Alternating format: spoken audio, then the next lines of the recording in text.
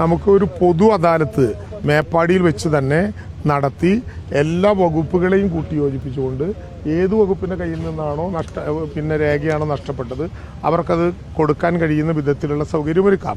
ഈ മൊബൈൽ ഫോണുകളിലൂടെ ബന്ധം നഷ്ടപ്പെട്ടവരാണ് മഹാഭൂരിപക്ഷം പേരുകളും. അവരുടെ കയ്യിൽ ഫോണില്ല.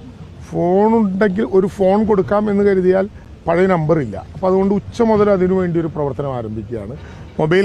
മൊബൈൽ ഫോൺ നഷ്ടപ്പെട്ട എല്ലാവർക്കും ഫോൺ കൊടുക്കാനുള്ള സൗകര്യം നമ്മുടെ കയ്യിലായി കഴിഞ്ഞു. അതോടൊപ്പം തന്നെ ഇപ്പോൾ ഫോൺ നമ്പർ ഓർമ്മ വെച്ചെടുക്കുകയാണെങ്കിൽ തമ്പ് വെച്ച് വേറെ ആധാറും ID കാർഡും ഇല്ലാതെ തമ്പ് വെച്ച് അയാൾ തന്നെയാണോ എന്ന് ഉറപ്പ് വരുത്തി സിമ്മ് കിട്ടാവുന്ന വിധത്തിൽ നമുക്ക് ഒരു സംവിധാനം കൂടി ഇന്നലെ ഞങ്ങൾ ആലോചിച്ചിട്ടുണ്ട്. റേഷൻ കടകളിലൂടെ അവരുടെ റേഷൻ ഇപ്പോൾ വിതരണം ചെയ്യാൻ തുടങ്ങുന്ന ഒരു സമയമാണ്. 2 മാസക്കാലം ഈ 2 റേഷൻ കടകളെ കേന്ദ്രീകരിച്ചുകൊണ്ടുള്ള സൗജന്യമായിട്ടുള്ള വിതരണം നടത്തും.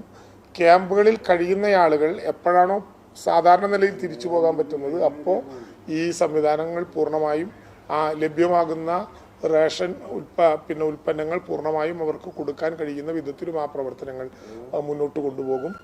3.5 കോടി മലയാളിയുടെ ഹൃദയത്തിലുള്ള വേദനയാണ് പുനരധിവാസം.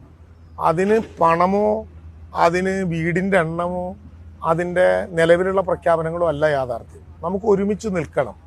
എന്തു നഷ്ടപ്പെട്ടു എന്ന് ആദ്യം അറിയണം. വീട്ടിൽ ഇനി നോക്കാൻ ആരുമില്ലാത്ത, അമ്മയെന്ന് വിളിച്ച് പരിചയമില്ലാത്ത കുട്ടികൾ ഉൾപ്പെടെയുണ്ട് നമ്മുടെ കൂട്ടത്തിൽ. അവരെ കൂടി ചേർത്ത് നിർത്തുന്നതാണ് നമ്മുടെ പുനരധിവാസ പാക്കേജ്. അല്ലാതെ ഒരു വീടുണ്ടാക്കി കൊടുത്തു, ഇലക്ട്രിസിറ്റി കണക്ഷൻ കൊടുത്തു, നമുക്ക് ആധാർ കാർഡ് കൊടുത്തു, ടെലിഫോൺ കൊടുത്തു, അതിൽ അവസാനിപ്പിക്കുന്ന ഒരു പുനരധിവാസ പാക്കേജ് അല്ല.